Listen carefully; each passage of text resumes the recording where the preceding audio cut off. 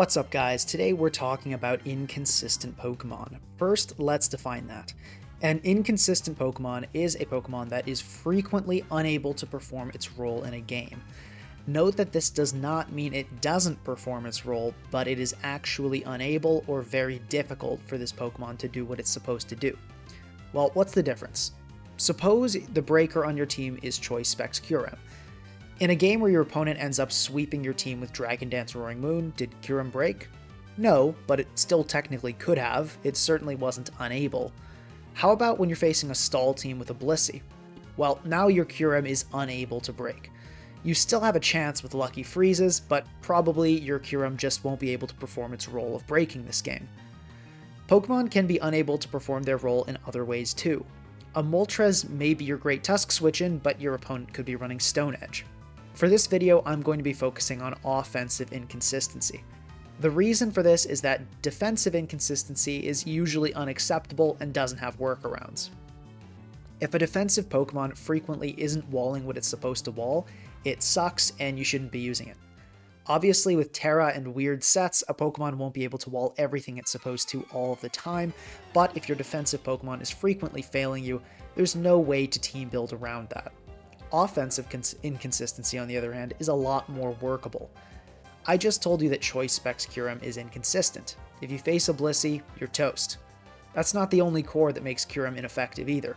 How about Galarian Slowking paired with a ground immunity and a solid ice resist? That's going to make it hard to break as well. Does that make Choice Specs Kyurem bad?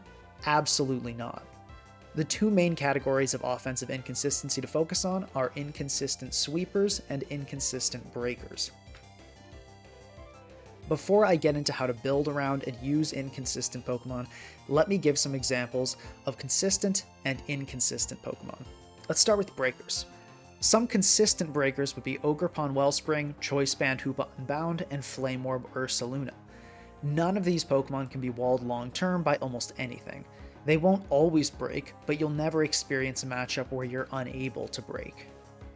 On the other hand, some inconsistent breakers are Choice Specs Enamorus, Choice Specs Kyurem, and Choice Band Weavile. These aren't bad Pokemon, but they will struggle to break in some matchups. Both Choice Specs Enamorus and Kyurem struggle greatly with Blissey and Galarian Slowking, as well as other Pokemon which can safely scout and then switch into a resist. Choice Band Weavile is unfortunately hard-walled by Alomomola. Even a Choice Band knockoff doesn't 2-hit, and once Alomomola's item is gone, it takes even less. Now let's talk about sweepers. What are some consistent sweepers? Well, there aren't any, and thank Arceus for that. Could you imagine if there was a sweeper that frequently did perform its role of sweeping? Pokemon like Iron Moth, DD Roaring Moon, Gouging Fire, Setup Iron Valiant, and Double Dance Iron Crown are inherently inconsistent. Pokemon can also be inconsistent in one way and consistent in another. Roaring Moon is great at getting chip on physical walls and removing rocky helmets with knockoff. It does this very consistently and very well. It does not, however, sweep consistently. Similarly, an Iron Moth may be inconsistent in sweeping, but reliable at absorbing toxic spikes and dealing with Iron Valiant. A Choice Band Weavile may perform its role of speed control very well, but just not break reliably. What we're going to be focusing on today is how to minimize the consequences of inconsistent breaking and sweeping in your team building. These Pokemon, Iron Moth, Kyurem, Weavile, they're very strong and good Pokemon worth using on your teams. Avoiding inconsistent Pokemon altogether isn't the answer. Then the question becomes, how do you manage those matchups where your Pokemon can't perform one of its roles? The first and easiest way is to run the Pokemon on Hyper Offense. Hyper Offense usually has 3 to 5 sweepers per team, and all of them are inconsistent. That being said, a full team of inconsistent sweepers together has a pretty solid shot of at least one of them winning. Furthermore, the earlier sweepers can soften up the team for the later ones. Imagine a Roaring Moon forcing massive chip on a Landorus, allowing for a Gouging Fire to sweep later. Inconsistency is part of Hyper Offense, and using inconsistent but high reward Pokemon is a major part of what makes it such a popular and effective archetype. Another solution is to create a team that forces chip damage on whatever Pokemon is preventing your Breaker or Sweeper from performing its role. Let's call this the limiting Pokemon. Suppose you're running a Choice Band Weavile and you know you can't break Alomomola, but what if you had Hazard support? Knockoff will remove Alomomola's heavy-duty boots if it had them, and with Stealth Rock and Spikes, breaking Alomomola suddenly becomes possible. It's not quite enough though, so maybe you add a Future Sight Galarian Slowking to your team as well. With Hazard Chip and Future Sight, Alomomola is dying for sure. There are other ways of forcing chip that aren't Hazards or Future Sight though. Suppose you're building a team with a Choice Band Rillaboom as your primary breaker, but you're struggling with Corviknight and Skarmory. You could always add something like a Swords Dance Gliscor to help you break. SD Gliscor almost always forces in Corviknight and Skarmory, and in a drawn-out game, it can even PP stall these threats out of roosts, especially with Rillaboom's assistance.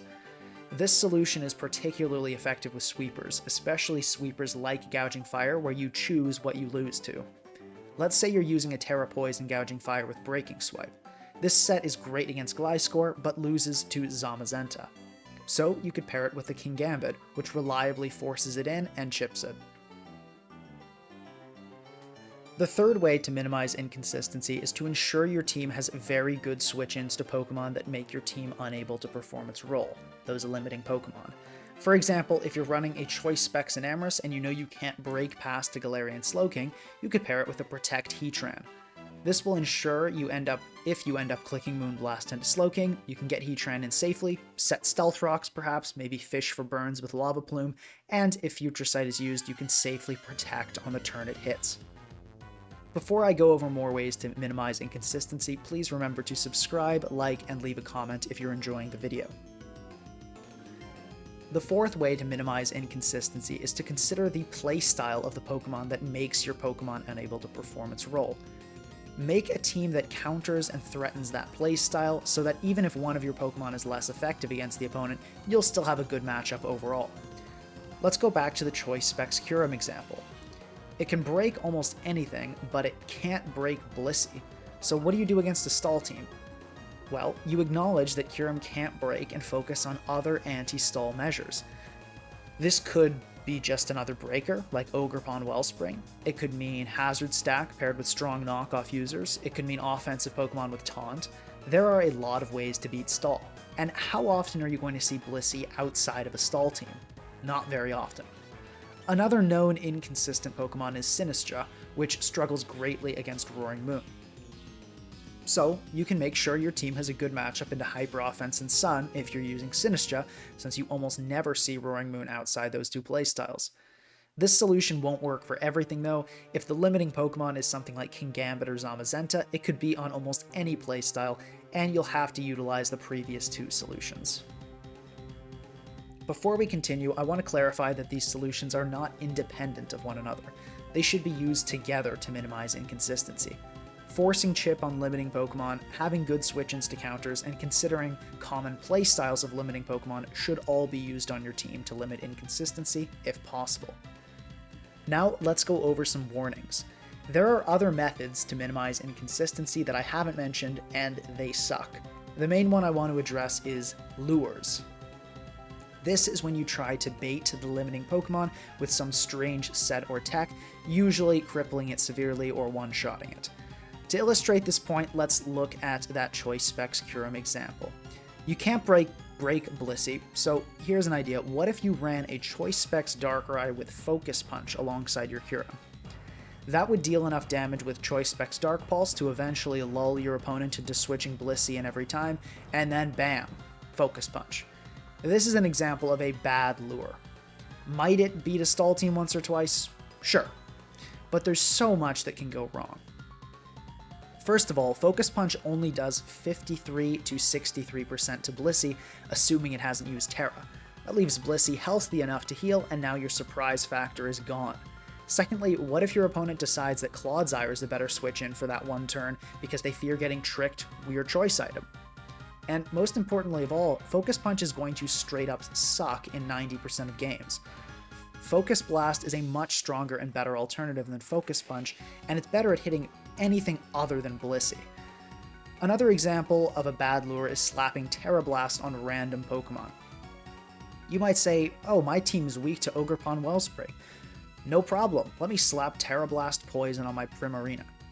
Not only will this leave you with a Tera Blast you'll rarely use, but it might not even work when you actually face the threat it's supposed to answer. What if that Ogerpon Wellspring predicts your Primarina to switch, a very reasonable thing to do since Primarina is usually going to die to a grass move, and goes for an Ivy Cudgel instead? Now your Primarina dies and you've lost your Tera for nothing. Cheesy lures like this are inconsistent and almost always bad. Yes, they will work sometimes, but that doesn't make it a good idea. You should almost never use a lure. I'm not saying you should never use creative sets or techs, but just that these creative sets or techs should be widely applicable and good in many situations, not just designed for one or two threats. My last warning is that sometimes a Pokemon is just too inconsistent to be worth using. Yes, you could incorporate solid switch-ins to its checks, try to force chip on its counters, and consider the playstyle that the limiting Pokemon often find themselves on. But is it worth it? Sometimes the answer is just no. Some Pokemon are too inconsistent to be worth using, and it's not worth supporting them so heavily just for them to frequently fail anyway. If you notice that the inconsistency seems insurmountable and the limiting Pokemon are very common threats in the tier, it may be time to try a different Pokemon or set. A great example of this is Choice Specs Keldeo. So many common Pokemon in the tier resist both of its stab moves, and it can almost never function as a breaker no matter how much support you give it. It's just not worth using. I hope you guys enjoyed the video, and good luck with building inconsistent Pokemon.